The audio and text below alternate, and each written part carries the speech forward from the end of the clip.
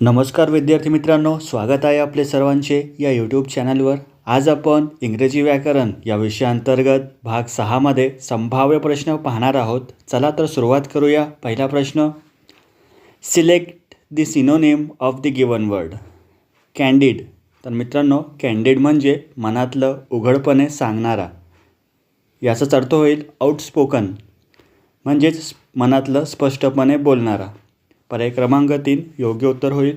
पुढे, a person who does not believe in God.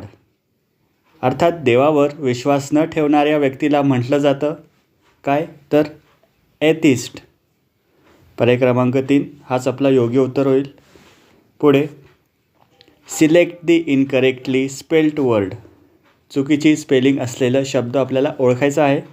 तर मित्रांनो, इथे पेजंट, पॅम्फलेट आणि पर्सवियर हे तिन्ही शब्द योग्य आहे, मात्र जे पोर्ट्रेट आहे इथे स्पेलिंग चुकलेली आहे। पोर्ट्रेटची स्पेलिंग आहे PORTRAIT। पुढे, select the group of words given. आपल्याला समूह शब्द ओळखायचा आहे। The study of human societies, cultures and their development. तर मित्रांनो, याचा काय शब्दसमूह होईल, तर इथे कोरिओग्राफी म्हणजेच एक नृत्यकला आहे ते। कॅलिग्राफी हे सुंदर अक्षरात लिहिण्याची कला आहे। फिजिओथेरपी म्हणजे व्यायामाने उपचार करण्याची एक पद्धत आहे। म्हणून हे तिन्ही ऑप्शन्स आपले होणार नाही। म्हणून पर्याय क्रमांक 4 जो आहे अँथ्रोपोलॉजी, अर्थात मानववंशशास्त्र, त्याचा अभ्यास केला जातो या विषयामध्ये। अर्थात मानवी समाज, त्याची संस्कृती आणि त्याचा विकासाचा अभ्यास तिथे केला जातो। पुढे, identify the grammatical error. She didn't like any disturbance during her studies. तर मित्रांनो, इथे सहाय्यक क्रियापद आलेलं आहे डिडंट, अर्थात भूतकाळातलं वाक्य आहे, आणि लाईक्ड हा देखील भूतकाळातलं शब्द आहे, म्हणून हे दुहेरी भूतकाळ झालेलं आहे। आपण एकच भूतकाळ वापरतो। डीड नंतर येणारं कोणताही क्रियापद हा नेहमी पहिले रूप असतं, क्रियापदाचं पहिले रूप असतं, म्हणून हा पार्ट आपला चुकलेला आहे। शी डडंट लाईक, पर्याय क्रमांक 3 इथे वर्बचा पहिला फॉर्म हवा होता, म्हणून हा पार्ट एरर आहे। पुढे, choose the appropriate option that rewrites the given sentence in indirect speech। मित्रांनो, डायरेक्ट स्पीच दिलेली आहे, आपल्याला त्यामध्ये इनडायरेक्ट कन्वर्ट करायचं आहे। The doctor said to the patient you should quit smoking immediately. तर मित्रांनो, डॉक्टर पेशंटला काय प्रश्न विचारत आहे का इथे, तर नाही, डॉक्टर पेशंटला इथे ॲडवाईस देत आहे। तर आपल्याला ऑप्शनमध्ये कुठे दिसतं आहे की डॉक्टर ॲडवाइस्ड पेशंट, इथे सेड आलेला आहे मित्रांनो। डॉक्टर इथेही सेड आलेला आहे, इथे आस्क्ड आलेला आहे। जो पर्याय क्रमांक 4 आहे त्यामध्ये ॲडवाईस हा शब्द आलेला आहे, म्हणजेच हाच आपला उत्तर बरोबर होईल, कारण the doctor advised the patient to quit smoking immediately हा इनडायरेक्टली बरोबर आहे। पुढे, choose the correct active voice of the given sentence. तर मित्रांनो, दिलेल्या वाक्यात बाय या शब्दाचा यूज आहे, म्हणून हे वाक्य आहे पॅसिव्ह व्हॉइसचे। आपल्याला इथे ॲक्टिव्ह व्हॉइस करायचं आहे। तर इथे दिलेले सेंटेन्स हे प्रेझेंटमध्ये आहे, सिम्पल प्रेझेंट, कारण इज हा प्रेझेंट टेन्सचा एक उदाहरण आहे इज। तर आपल्याला कन्वर्ट करताना ॲक्टिव्ह व्हॉइसमध्ये प्रेझेंटमध्येच करावं लागेल, म्हणून इजचं होईल do you write a letter. म्हणून पर्याय क्रमांक 4 हा उत्तर बरोबर होईल, कारण मित्रांनो डू हा जो शब्द आहे त्यानंतर येणारा जो वर्ब आहे तो नेहमी क्रियापदाचे पहिले रूप असते। पुढे, select the most appropriate synonyms of the given word. Assist म्हणजे मदत करणे। तर याचं सिनोनिम काय होईल मित्रांनो, सिनोनिम होईल एड। कारण मित्रांनो, पार्डन याचा अर्थ होतो माफ करणे, चेक करणे अर्थात तपासणी करणे, डिले करणे म्हणजे उशीर करणे, म्हणजे असिस्ट एड हाच आपला योग्य उत्तर होणार आहे. पुढे select the correct one word substitute. A line at which the earth's surface and the sky appear to meet. अर्थात मित्रांनो, जिथे एक काल्पनिक रेषा जिथे आकाश आणि पृथ्वी किंवा समुद्र एकमेकांना मिळाल्यासारखे वाटतात, अशी ठिकाण अशी जे आहे ते त्याला म्हटलं जातं होरायझन. आपल्या मराठीमध्ये त्याला म्हणतो क्षितिज. म्हणून पर्याय क्रमांक 2 होरायझन हेच आपला बरोबर उत्तर होईल. पुढे select the most appropriate option to fill in the blank. If the neighbours had not dash food we might have starved. तर मित्रांनो, जर शेजाऱ्यांना अन्न दिलं नसतं तर आपण उपाशी मेलो असतो, असा याचा अर्थ आहे. तर अन्न दिलं नसतं तर याला कोणता शब्द इथं योग्य राहील? तर प्रोव्हाइडेड. जर अन्न पुरविले नसते, अन्न दिलं नसतं तर आपण उपाशी मेलो असतो, असा त्याचा अर्थ होईल. म्हणून प्रोव्हाइडेड हा शब्द इथे योग्य राहील. पुढे change the voice. Who taught you how to ride a bike. तर मित्रांनो, इथे बायचा वापर आहे का सेंटेन्समध्ये? तर नाही.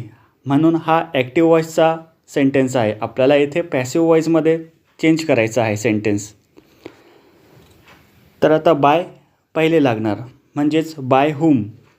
तर बाय हुम 3 पर्यायामध्ये आहे, म्हणजेच हे आपल्या 3 पर्यायापैकीच आपला एक उत्तर राहणार आहे. तर इथे मित्रांनो, दिलेले वाक्य हे सिम्पल पास्ट टेन्समध्ये आहे. तर पॅसिव्ह व्हॉइसमध्ये करताना ते सिम्पल पास्टमध्येच राहील. मात्र इथे परफेक्टमध्ये झाला मित्रांनो, पास्ट परफेक्ट. म्हणून हा आपला उत्तर होणार नाही. जो पर्याय क्रमांक 3 आहे, इथे बिंग हा शब्द लागलेला आहे, म्हणजे हे कंटिन्युअसमध्ये आलं, म्हणून हाही होणार नाही. म्हणून पर्याय क्रमांक 4 हाच आपला उत्तर योग्य होईल. कारण by whom were you taught how to ride a bike. म्हणून पर्याय क्रमांक 4 योग्य उत्तर होईल. पुढे सिलेक्ट द करेक्ट इनडायरेक्ट और direct speech. He asked his partner why she was so upset that day. मित्रांनो, ही इनडायरेक्ट स्पीच आहे. आपल्याला डायरेक्टमध्ये कन्वर्ट करायचं आहे, म्हणजे खरोखर आपल्यासमोर ते बोलत आहे असं आपल्याला सेंटेन्समध्ये दाखवायचं आहे. तर याचं काय सेंटेन्स होईल? ही आस्क्ड, म्हणजे आस्क्ड शब्द आला, अर्थात इथे क्वेश्चन मार्क येईल, म्हणजे क्वेश्चन मार्क आहे. दॅट डेचं होईल टुडे, कारण हे वाक्य आपण सध्या बोलत आहे असं तयार करत आहे. आणि शीचं होईल यू. म्हणून जो पर्याय क्रमांक 4 आहे, he said to his parent why are you so upset today, हाच आपला बरोबर उत्तर होईल. कारण मित्रांनो, वेअर हे पास्टमध्ये गेलेलं आहे, म्हणून पर्याय क्रमांक 4 जो आहे प्रेझेंटमध्ये, हाच आपला बरोबर उत्तर होईल. कारण सध्याची क्रिया आहे असं आपल्याला तिथे दाखवायचं आहे. म्हणून पर्याय क्रमांक 4 करेक्ट आन्सर होईल. पुढे choose the correct spelled word. तर मित्रांनो, इथे शब्द आहे तो डॉमिनिरिंग. डॉमिनिरिंग म्हणजे हुकुमशाही करणारा, अर्थात दुसऱ्यावर दबाव टाकणारा, जो पर्याय क्रमांक 4मध्ये योग्यरित्या लिहिलेले आहे, डॉमिनिरिंग. पुढे select the option that expresses the given sentence in active voice. तर मित्रांनो, दिलेले वाक्य आहे my car was stolen by a thief. इथे बाय आलेला आहे, म्हणजे हा सेंटेन्स आहे पॅसिव्ह व्हॉइसचा. तर आपल्याला इथे करायचा आहे ॲक्टिव्ह व्हॉइस विदाऊट अर्थ न बदलता. तर ॲक्टिव्ह व्हॉइसमध्ये सब्जेक्ट जो आहे, अर्थात जो कर्म आहे, तो पुढे येतो, म्हणजेच ए थीफ हा आपला पुढे येईल. म्हणजेच या 3 पर्यायापैकीच आपलं एक उत्तर राहणार आहे. A thief stolen my car, जो की पर्याय क्रमांक 2मध्ये दिलेला आहे, हाच आपला उत्तर करेक्ट होईल. पुढे choose the response which is the most appropriate expression. French leave. तर मित्रांनो हे एक इडियम आहे, अर्थात वाक्प्रचार आहे. याचा अर्थ होतो फ्रेंच लिव्हचा की परवानगी न घेता कामावर गैरहजर राहणे, अर्थात absent from work without asking for permission. पुढे select the antonym of the given word. Cruel. क्रुएलचा विरुद्धार्थी शब्द आपल्याला ओळखायचा आहे. क्रुएलचा अर्थ होतो क्रूर, तर याचा विरुद्धार्थी होईल दयाळू, अर्थात काइंड. कारण मित्रांनो इथे ब्रुटल आणि सॅवेज हे तर समानार्थी शब्द झालेत क्रुएलचे, मात्र जो काइंड शब्द आहे तो दयाळू, तो बरोबर विरुद्धार्थी शब्द इथे आहे. पुढे complete the sentence with appropriate models from the alternatives given below them. तर मित्रांनो इथे सेंटेन्स आहे, ज्याने डॅश स्पीक गुजराती.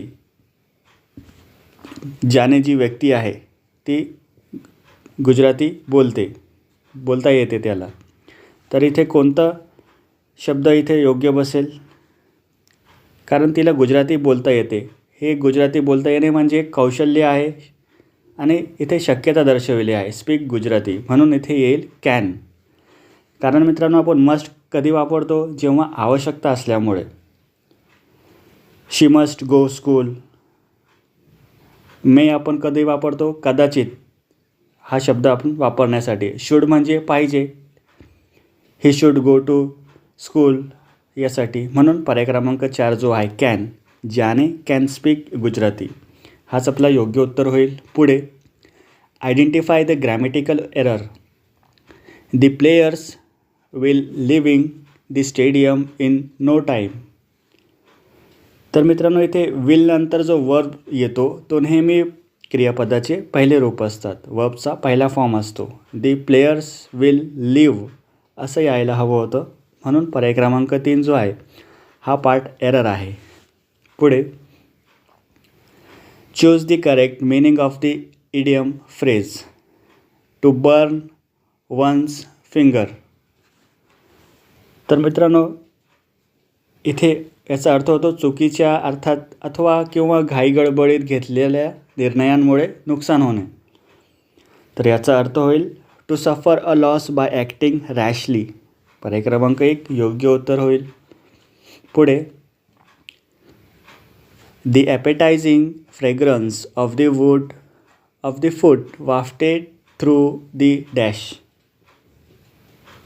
तर मित्रांनो इथे योग्य जे उत्तर बसेल, कारण हे फ्रेग्रन्स सुगंधाच्या बाबतीत इथे सांगितलं गेलेलं आहे, म्हणून ज्या संबंधी जो शब्द आहे तो आहे एअर, हवेमध्ये, म्हणून पर्याय क्रमांक 4 योग्य उत्तर होईल.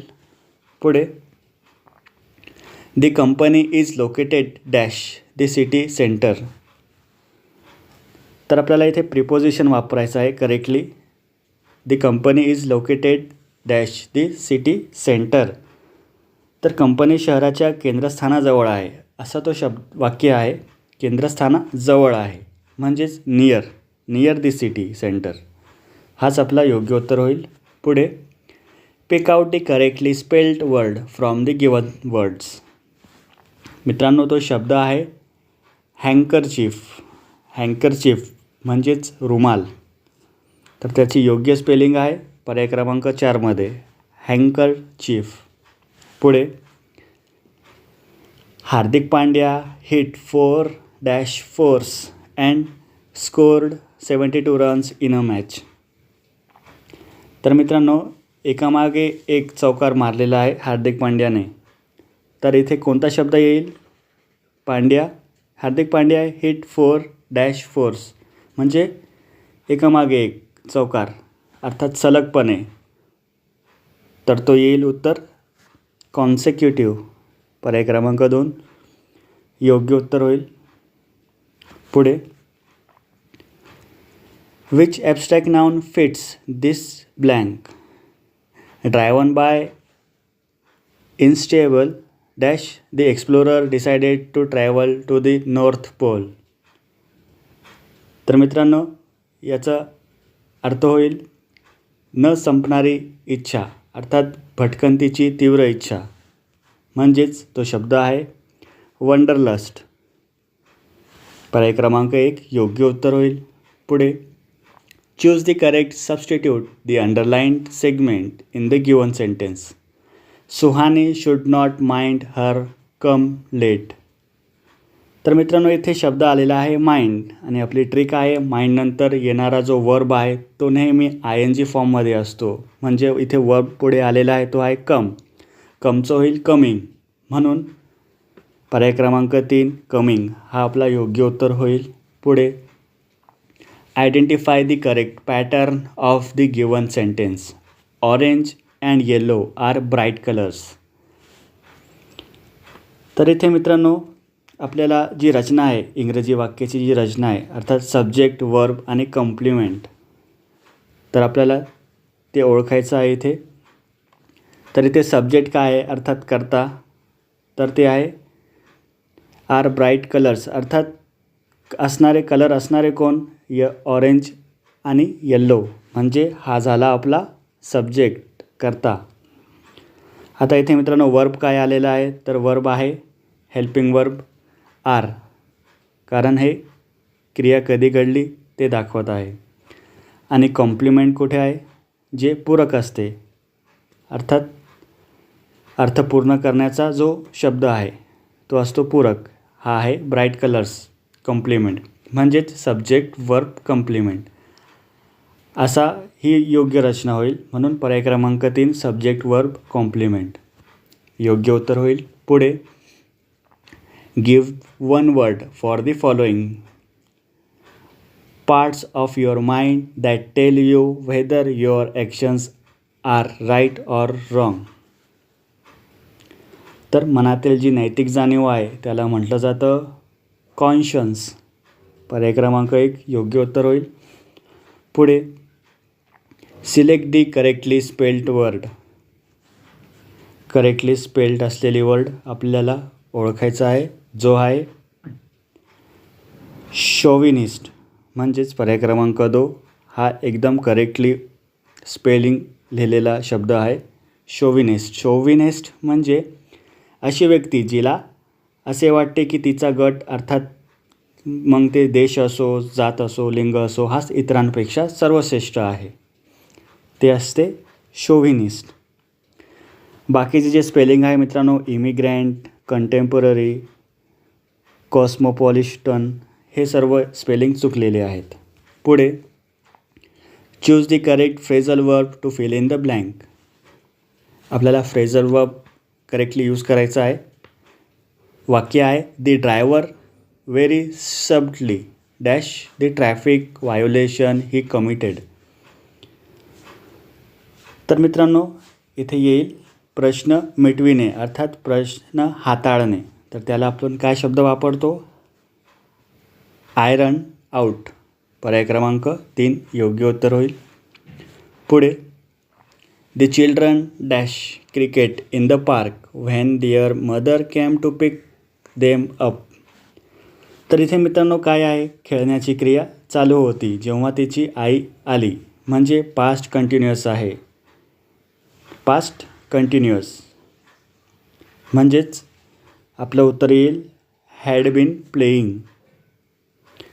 The children had been playing cricket in the park when their mother came to pick them up. तर मित्रांनो अशा प्रकारे आज आपण इंग्रजी व्याकरणावरील 30 प्रश्न बघितलेत, त्यामागचे अर्थ आपण समजून घेतलेत. व्हिडिओ आवडल्यास व्हिडिओला लाईक करा, चॅनलला सबस्क्राईब करा. काही शंका असेल तर कमेंट बॉक्समध्ये नक्कीच कमेंट करा. जय हिंद, जय महाराष्ट्र.